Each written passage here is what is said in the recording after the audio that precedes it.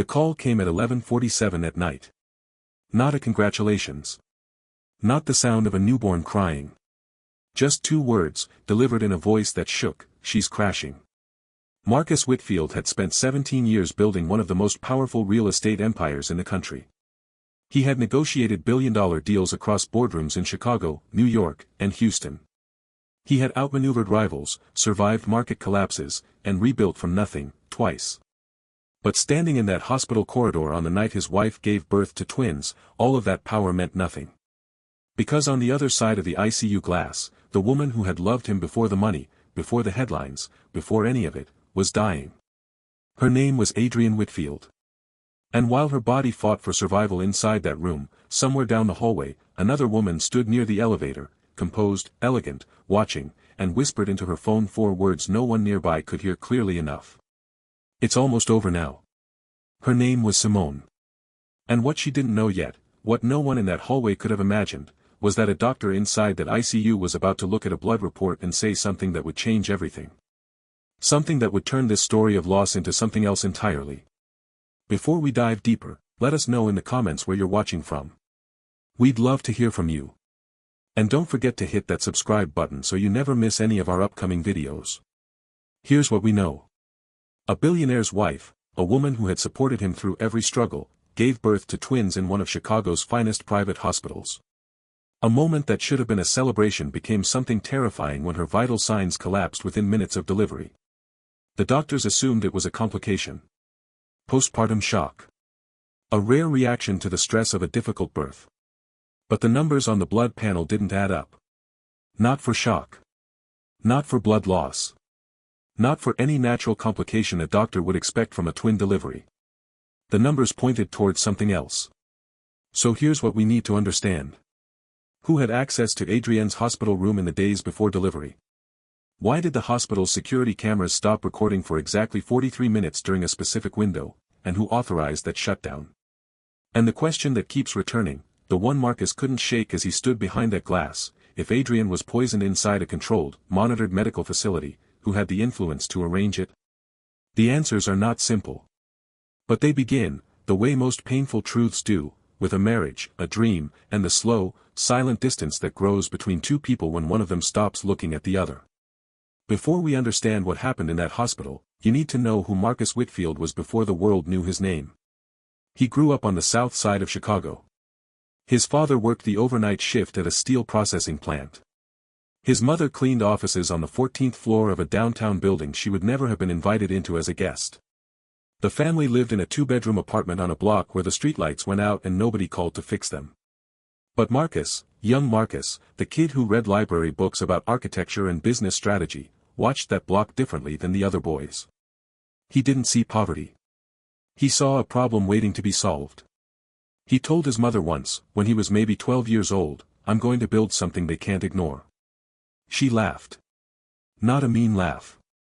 A mother's laugh. The kind that says, "I believe you and I'm terrified for you at the same time."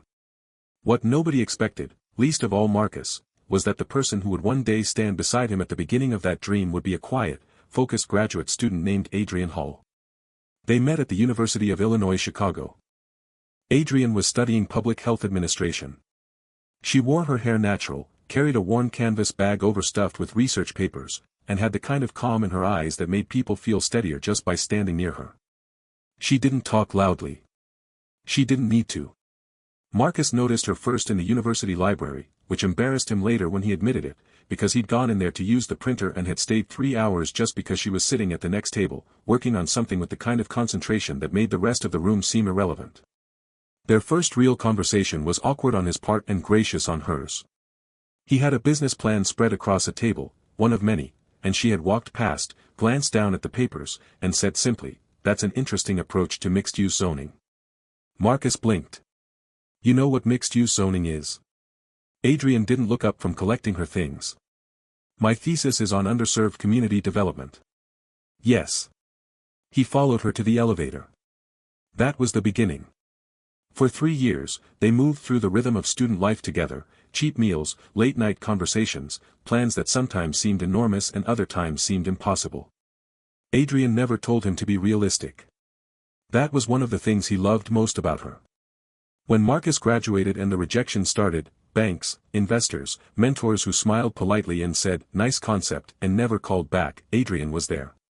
When his first small property deal fell through and he spent 2 days not leaving his apartment, she showed up with coffee and a blank legal pad and sat down across from him and said, "Okay.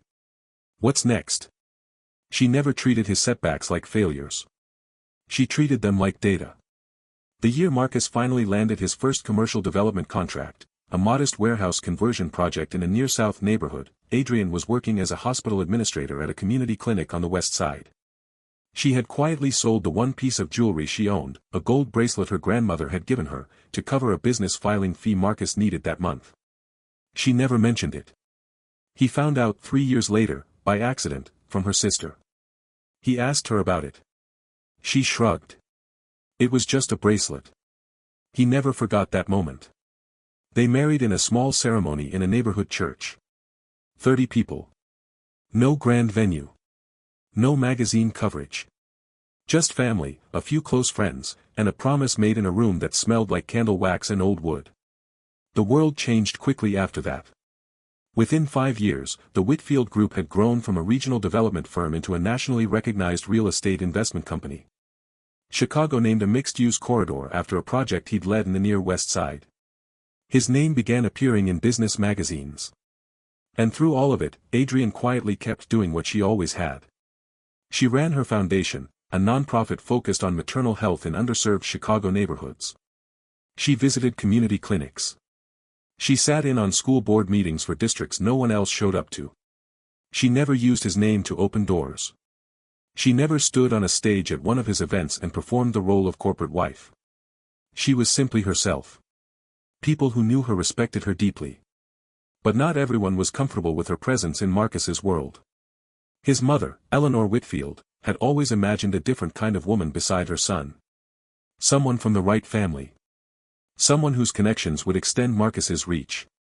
She had never said anything directly cruel about Adrienne. Eleanor was too careful for that. But her silences were long, and her observations were precise. "She's a good woman," Eleanor said once, at a family dinner, in a tone that made "good" sound like a limitation. Marcus ignored it. He always ignored it. And then came the conferences. When your business reaches a certain level of success, a world opens up that most people never see. A world of invitation-only summits, private dinners in penthouse suites, panels in cities you visit without actually experiencing them. It is a world of possibility, real possibility, but also of pressure, loneliness, and the particular loneliness of being surrounded by people who all want something from you. That was the world where Marcus first met Simone. Simone Carter had grown up watching the world from the outside. She was raised in a mid-sized city in Georgia, not poor, but never comfortable. Her father sold insurance. Her mother taught second grade. The family was respectable and stable and quietly suffocating to a girl who had decided, by age 16, that she wanted something bigger. Simone was the kind of person who studied everything. She studied what rooms people stood in and where they positioned themselves. She studied how powerful people listened, the tilt of the head, the deliberate pause before responding. She studied which parts of a conversation people remembered and which parts they forgot. She was brilliant at it. By the time she was 32, she ran a boutique corporate consulting firm called Carter Strategy Group. Her clients were executives and investors and politicians who needed someone to tell them how to present power, not just have it. She was excellent at her work because she genuinely understood people, their vanities, their fears, their blind spots. She met Marcus at a real estate investment summit in New York. He was the keynote speaker. She was coordinating strategy sessions for 3 of her clients who were attending. Their first exchange was professional, brief, and unremarkable, a schedule adjustment delivered with confidence. But Simone had already noticed him. She noticed that he was more interested in the conversations after the panel than during it. She noticed that he listened when most of the men in the room waited for their turn to speak. She noticed that he looked slightly bored surrounded by people who agreed with him. She filed all of that away. Over the following year, their contact grew slowly, always professional, always plausible. Strategy consultations. Introductions to investors in markets she knew well. Conversations that started as business and slowly, carefully became personal. Simone understood something crucial about powerful men: most of them were surrounded by people who needed things from them. Very few people simply talked to them. She simply talked to Marcus. She asked questions. She remembered the answers. She was patient in the way that people are patient when they have a plan. There was one thing she never forgot, though. One detail she factored into every calculation. Marcus Whitfield was married. Not casually married. Not unhappily married in any obvious way. Married to a woman the entire Chicago business community respected. Married to someone who had been there before any of this existed. Simone didn't see Adrienne as an enemy. She saw her as an obstacle. And obstacles, in Simone's experience, could be moved. By the time Adrienne announced her pregnancy, the relationship between Marcus and Simone had crossed lines Marcus would spend months pretending hadn't been crossed. The rumors in Chicago's business circles had started quietly, then grown louder. Adrienne heard them. She never said a word to Marcus. Not directly. Her closest friend, a woman named Dana who had been Adrienne's roommate in college, watched the change in Adrienne's eyes over those months, a particular stillness that wasn't peace, but something more like a person deciding not to fight a fire with their bare hands. She knew, Dana would say later. Adrienne always knew. She just loved him enough to believe he would come back to himself. The pregnancy announcement shifted everything. Twins. A boy and a girl. A gift that should have been pure celebration, and in some moments was. Marcus held the ultrasound photo for a long time when the doctor first showed them. Something in his face changed that day. Something real and complicated and guilty. But the pregnancy also caused Adrienne's health to become more complex. Her blood pressure fluctuated. Her body worked harder than it should have. By the 7th month, her doctors had moved her into one of Chicago's most private and highly staffed maternity suites for close monitoring in the weeks before delivery. It was inside that suite, inside that hospital, that someone decided to act. And that is where this story becomes something darker than a betrayal. The night Adrienne Whitfield went into labor, the hospital operated exactly as it was designed to. Quietly. Efficiently. With the particular controlled calm of an institution built for moments of crisis. Her delivery was difficult. 2 babies, a mother whose body had been taxed for months, a team of specialists working in careful coordination. For hours, the outcome remained uncertain in the way difficult births always do, suspended between fear and hope. And then, before dawn, 2 cries. 2 lives. Alive. Healthy. The relief that moved through the maternity wing that night was real. Marcus sat in a chair beside Adrienne's bed and held her hand and for a few minutes, felt nothing except gratitude, the simple, uncomplicated kind that cuts through everything else. It lasted 20 minutes. Then the monitors began to shift. One of the nurses noticed it first, a slow drop in blood pressure that shouldn't have been happening at that pace. She called a second nurse. The second nurse called the attending physician on duty, Dr. Raymond Osei. Dr. Osei reviewed the readings and made the call immediately. Adrienne was moved to the ICU. In the hallway outside, Marcus stood against the wall with his arms folded and his jaw locked. Dana had arrived by then, she'd been in the waiting area through the entire labor. She stood beside him without speaking. Down the corridor, near the elevator bank, Simone Carter stood with a small bouquet of white lilies she'd never delivered, watching. Inside the ICU, Dr. Osei reviewed Adrienne's blood work as it came in from the lab. He was thorough in the way that good emergency physicians are. He ran the tests twice before he said anything to anyone. And then he came back out. He found Marcus in the hallway and delivered the words with the steady, careful voice of a man who had given difficult news before and understood that softness sometimes delays comprehension. Mr. Whitfield. Your wife isn't crashing from birth complications. Marcus looked at him. There are chemical traces in her bloodstream that shouldn't be there. We believe she may have been poisoned. The word landed in the corridor like something physical. Marcus didn't respond immediately. He just looked at the doctor. Then he looked at Dana. Then he looked back at the doctor. What kind of poison? A compound. Something that could be introduced slowly, in small doses. Something that would weaken the body over time without triggering obvious alarm, especially in a patient whose health was already being monitored for pregnancy complications. Marcus's voice dropped. Over time. How long? Based on the concentration, possibly several days. The hallway seemed to contract. Someone had been poisoning his wife inside a monitored hospital suite for days. Marcus turned slowly and looked down the corridor toward the elevator bank. Simone was still there. She had not left. And standing in that hallway, with the ICU monitors beeping softly through the closed doors and his newborn children sleeping behind a wall of glass one floor up, Marcus Whitfield felt the ground beneath everything he thought he understood begin to give way. If this story has your heart pounding, drop a comment right now, tell us where you're watching from. Let's see who's still with us. Because it gets darker before it gets clearer. Dr. Raymond Osei was not a man who accepted unclear answers. He had trained at Johns Hopkins, completed his residency at Northwestern Memorial, and spent 11 years practicing emergency and obstetric medicine in a city where he had seen nearly everything. He was the kind of doctor who called his colleagues at 2 a.m. when something in a chart didn't add up, not because he was anxious, but because he was precise. He ordered a second toxicology panel. While the tests ran, he walked the maternity floor again, this time looking at it differently. Not as a treating physician moving between patients. As a man trying to understand how something had gotten into a room that shouldn't have. He pulled the medication chart for Adrienne's suite. There was a discrepancy. A dosage entry for one of her prenatal vitamin supplements had been crossed out and rewritten. The handwriting in the revision was different, subtle, but different enough for someone paying close attention. The nurse's name attached to the entry, Angela Reyes. Dr. Osei asked at the nurse's station for Angela Reyes.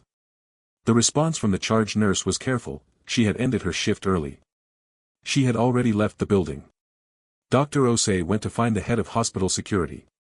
Marcus's personal security chief, a man named Victor who had worked for the Whitfield family for 8 years, had already begun reviewing the hospital's surveillance system.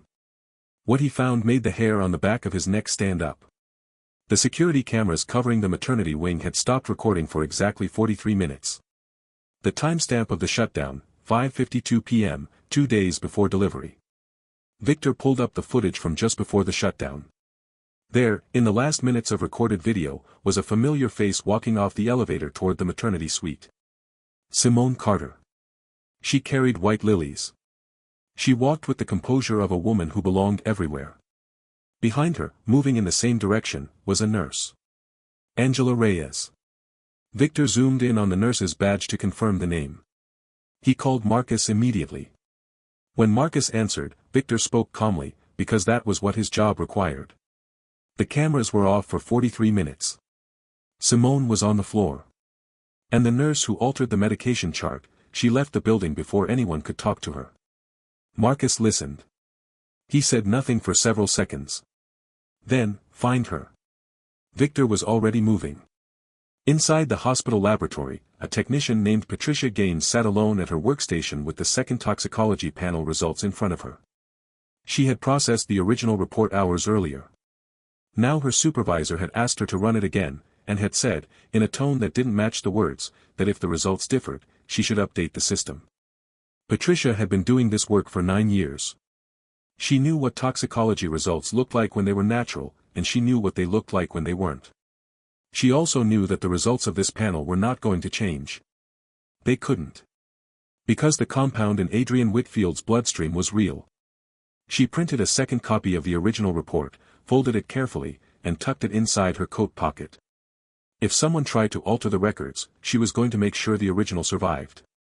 Somewhere across the city, Angela Reyes sat in the back of a rideshare heading south, clutching a bag that held an envelope of cash she hadn't counted but already felt the weight of. Her phone buzzed. A number she didn't recognize.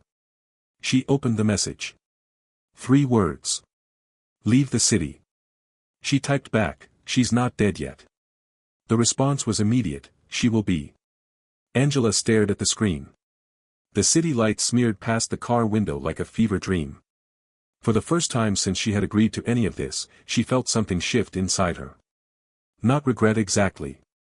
Fear. Because she had believed, when she agreed to the arrangement, that no one would be looking for her. And now someone clearly was.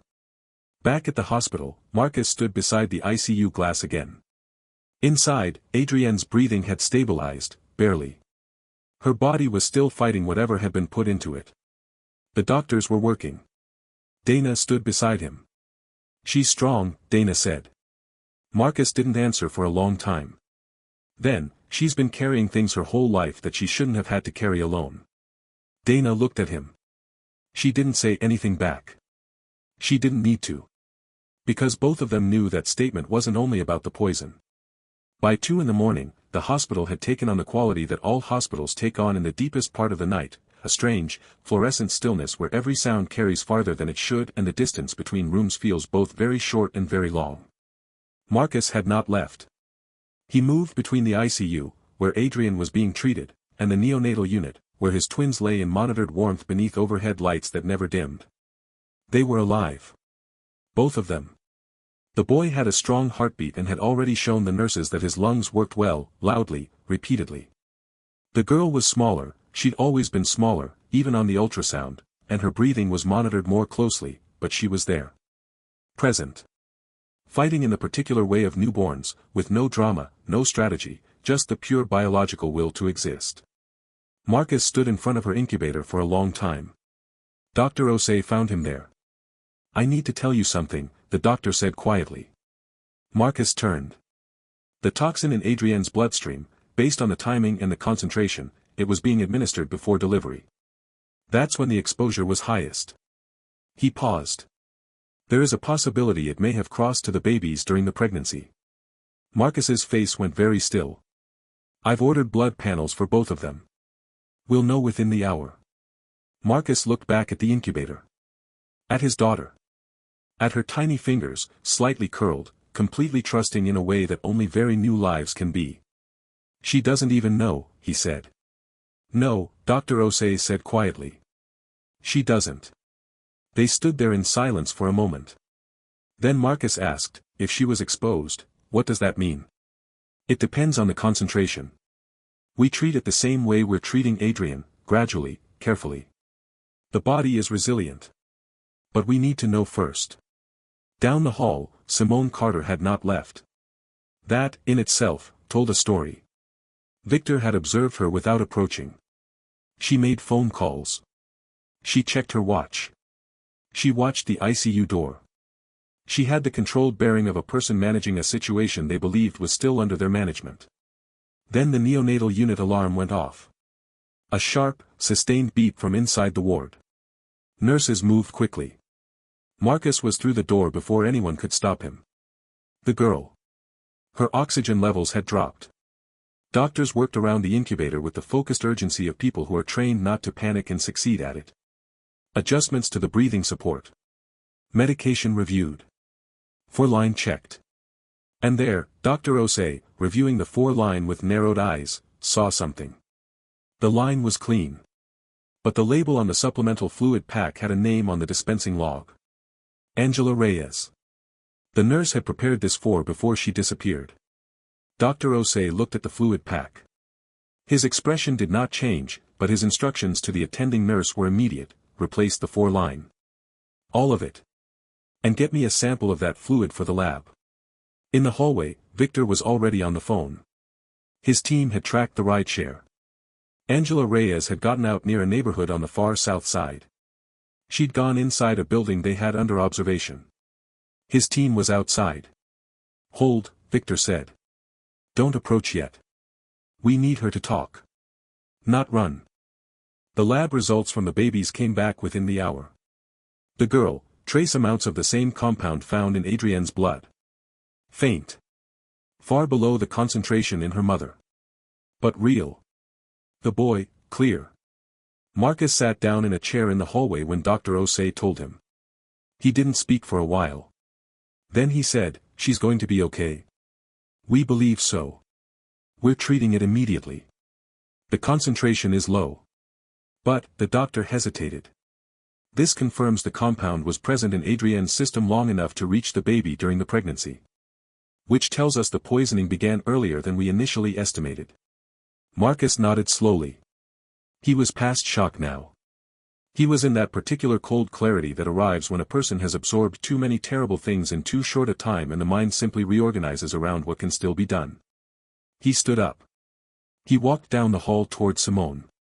She saw him coming. Something in her face shifted, too briefly for anyone else to read it, but Marcus saw it. He stopped in front of her. "How is she?" Simone asked. She's alive. That's good. A beat. How are you holding up? I have a question. His voice was level. No heat in it. Just the precision of a man who had decided something. Why did your company transfer money to a nurse on my wife's care team? The corridor went quiet the way corridors do when something real is said out loud.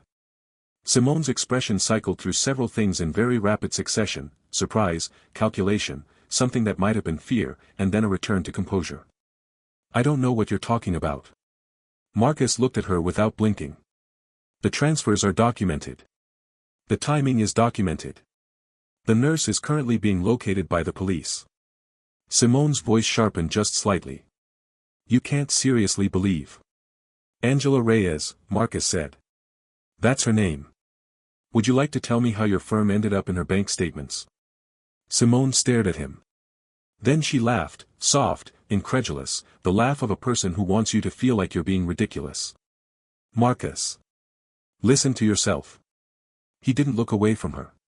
And that was the thing about Marcus Whitfield that Simone had perhaps miscalculated. He had grown up reading the room. He had survived on instinct and pattern recognition long before he could afford advisors or analysts. He knew when someone was managing him. He turned and walked back toward the ICU.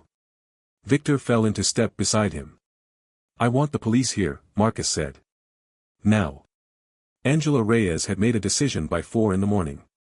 It had been forming since the message arrived, leave the city, and had solidified in the quiet of the borrowed apartment while the fan overhead clicked in a broken rhythm and her cousin paced the length of the room asking her what she'd done.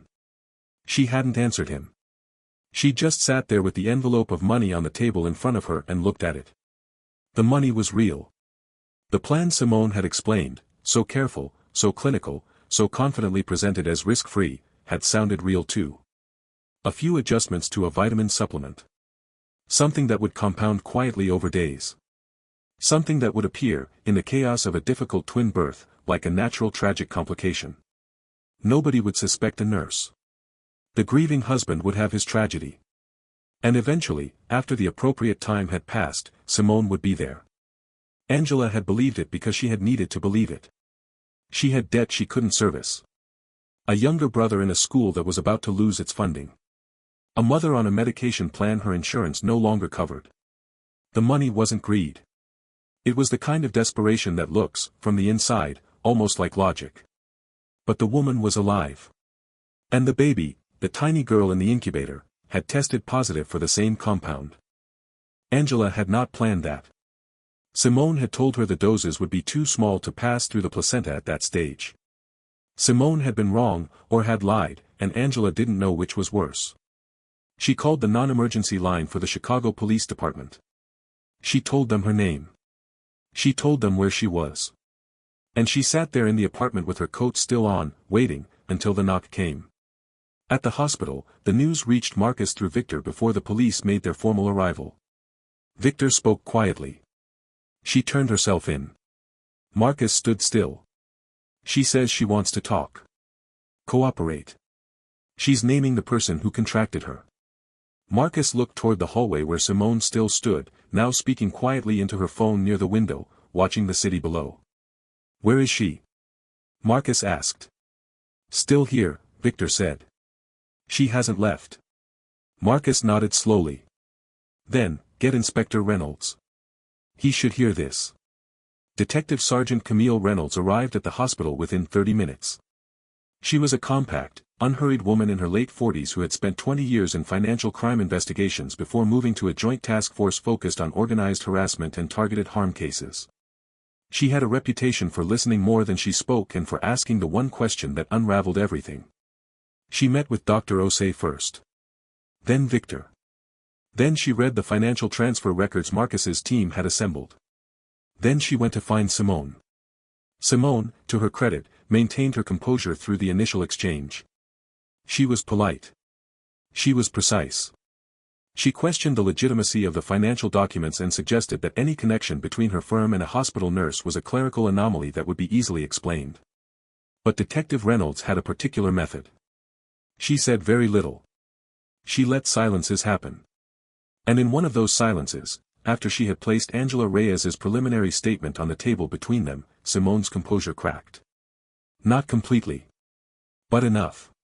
This is orchestrated, Simone said. You have a frightened woman who's trying to reduce her own exposure by pointing at someone else. Reynolds looked at her. Ms. Reyes describes a meeting 2 months ago at a coffee shop in Lincoln Park. She says you met her there and proposed the arrangement directly.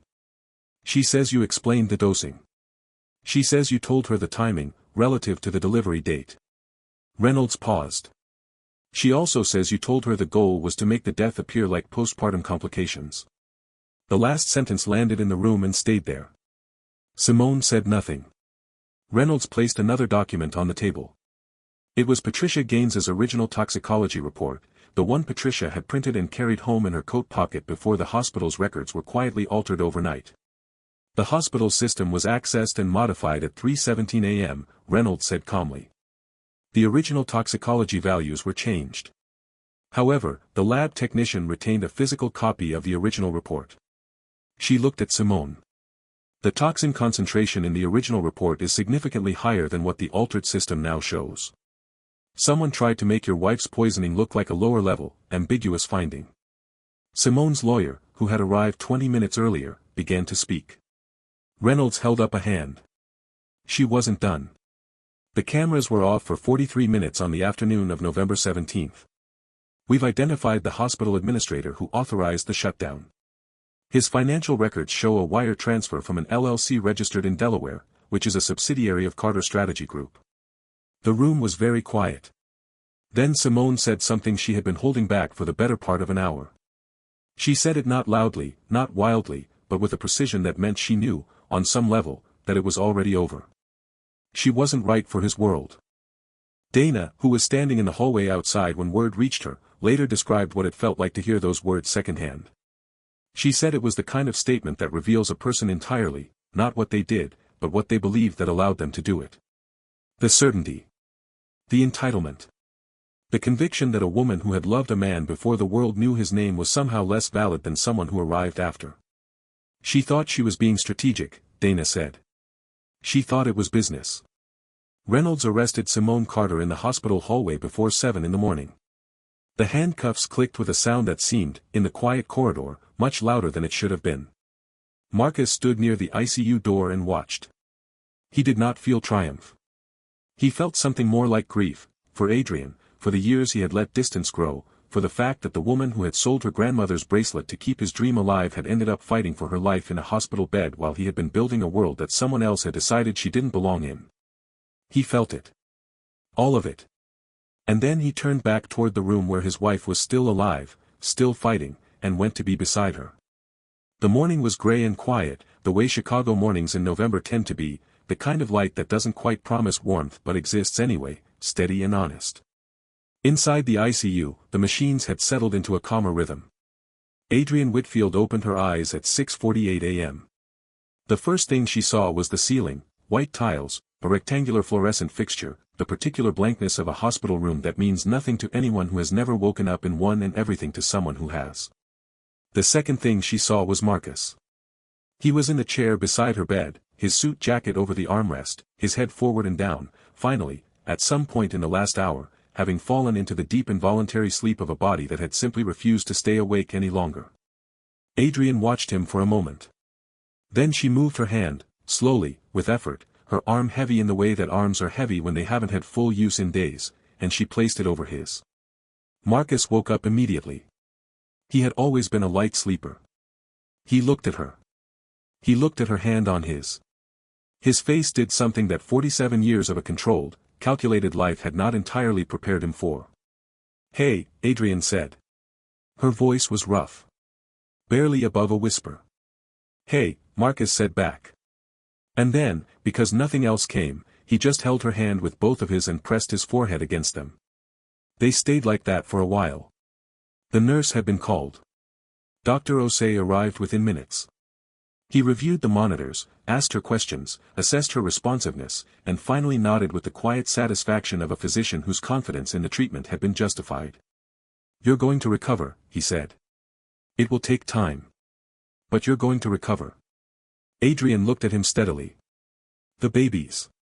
Both stable. Both responding well to treatment." A pause. You'll see them today. She exhaled. And in that exhale was everything she had been holding. Later that morning, Dana sat beside the bed while Marcus stepped out to speak with Detective Reynolds about the formal statement process. You knew something was wrong, Dana said.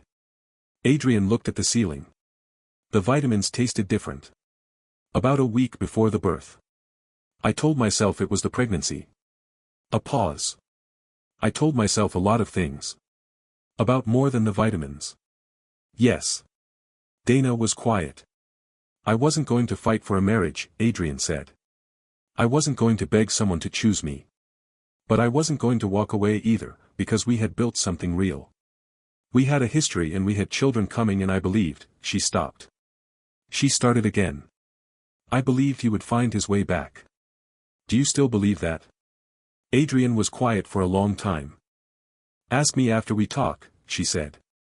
Marcus and Adrienne talked that afternoon, quietly, haltingly, with the particular honesty that only becomes possible when enough has been stripped away and the usual defenses simply don't have the energy to hold anymore. He didn't make excuses. That surprised her. She had expected justifications, the architecture of self-protection that intelligent people construct around the things they've done. Instead, he was simply accurate. About what had happened. About the distance he had allowed to grow. About the choice he had made not to look directly at what was happening and what it was doing. I was afraid, he said at one point. Not of losing anything. Afraid of what it meant about me, that I had everything and was still looking somewhere else. Adrienne looked at him. It meant you were human, she said. A bad one for a while. But human. They would have harder conversations than that one. Many of them. Rebuilding the trust between two people who have been damaged is not a single conversation or a single decision. It is a long series of small choices made daily, often without fanfare, in the direction of the person you said you would be. Marcus knew that. And for the first time in years, he was willing to do the work. In the neonatal unit, the twins were thriving. The boy, they named him Carter, which was a coincidence they would eventually laugh about, had already demonstrated the kind of determined impatience that suggested he would be a handful at 2 and unstoppable at 20. The girl, they named her Grace, had spent the most difficult days of her life fighting without knowing she was fighting. By the end of the first week, her oxygen levels were normal, her blood results clear, and one of the nurses described her, affectionately, as the most determined 2.5-pound person she had ever met. Angela Reyes cooperated fully with the investigation. She would face serious charges, but her cooperation and her decision to come forward, rather than run, rather than hide, rather than disappear into a story that would have eventually destroyed her, was documented and considered. She told investigators that she had not understood the full extent of what she was participating in until it was already done. Whether or not that was entirely true, it was at least partially true, and the difference between the two mattered. The hospital administrator who had authorized the camera shutdown was removed from his position immediately and faced criminal charges for his role in the obstruction. Patricia Gaines, the lab technician who had printed and carried home the original toxicology report, was recognized by the hospital for her integrity and promoted within the department. It was the least they could do. Simone Carter entered the criminal justice system facing charges that would occupy the next several years of her life. In one of the last documented exchanges before her attorney closed off further comment, someone asked her if she regretted what she'd done. She said, "I regret that it didn't work." It was, in its way, a perfectly honest answer. And it was also the answer of someone who had spent so long in the logic of acquisition and strategy that they had lost the ability to recognize the humanity of the person they decided to remove. Eleanor Whitfield, Marcus's mother, visited Adrienne in the hospital on the 5th day. She came alone. No announcement. No orchestrated moment. She sat down in the chair beside the bed, clasped her hands in her lap, and looked at the woman her son had married 20 years ago. "I was wrong," Eleanor said. Adrienne looked at her. "I spent too many years measuring you against a different picture. A picture I had in my head." Eleanor's voice was controlled but not cold. "You were never the wrong kind of woman. You were the right kind of woman. I was the wrong kind of mother." Adrienne looked at her for a long time. Then she said, "She was almost good enough." Eleanor frowned slightly. "What does that mean?" "Something you said once. Years ago. That good isn't enough for a man like Marcus." Eleanor was quiet. "You were wrong," Adrienne said. Good is everything. Without it, nothing else holds. Eleanor didn't respond immediately. When she left, she stopped at the nurse's station and made a donation to the hospital's maternal care unit.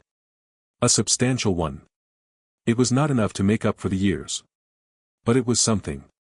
There is a moment in every life when the things you have been ignoring become the things you can no longer afford to. For Marcus Whitfield, that moment arrived in a hospital corridor at midnight, with the sound of ICU monitors in the background and the weight of every choice he had made over the previous 3 years pressing down on him all at once. He could have walked away from that moment into a version of himself that justified, rationalized, moved on. Instead, he stayed. He stayed beside the glass. He stayed beside the bed. He stayed in the long, difficult conversations that followed. He stayed in the work of rebuilding, not the empire, which was never in danger, but the thing that had always mattered more, which was the trust of someone who had loved him long before he was someone worth trusting. Within a year of Adrienne's recovery, the Whitfield Family Foundation opened the Adrienne Whitfield Maternal Health Center on the near west side of Chicago, in a neighborhood not far from where Marcus had grown up, not far from where Adrienne had volunteered during the years when his name meant nothing to the press. The clinic offered comprehensive prenatal and postnatal care, with a specific focus on mothers in underserved communities who faced the highest rates of birth complications, postpartum illness, and maternal mortality. On the day it opened, Adrienne stood at the entrance and cut a ribbon with Grace in her arms and Carter pulling at her sleeve and Marcus beside her, and she said something to the small crowd gathered that wasn't written in any speech. She said, "This isn't about surviving.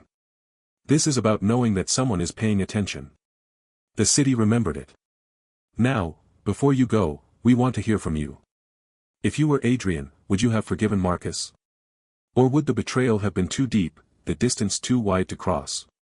What do you think drove a woman like Simone to cross a line that most people never approach? Was it ambition? Love? The conviction that some people simply don't count the same way others do? And here is the question that stays with us, long after this story ends. How many people in your life are quietly carrying something they haven't told you, the way Adrienne carried the rumors, the changes, the growing silence, because they love you enough to give you the chance to come back on your own? Leave your thoughts in the comments. Tell us where you're watching from. We read every message. And if this story moved you, if it stayed with you, if you found yourself thinking about someone you love while you listened, share it. Stories like this remind us what we're actually building when we build a life. Subscribe so you don't miss what comes next. Because the next story, the one we're bringing you, involves a woman who walked away from everything she'd been given, and what happened 20 years later when the person who thought they'd won it all found out she'd been holding something all along that couldn't be bought. We'll see you there. Some truths take years to surface. But when they do, they change everything.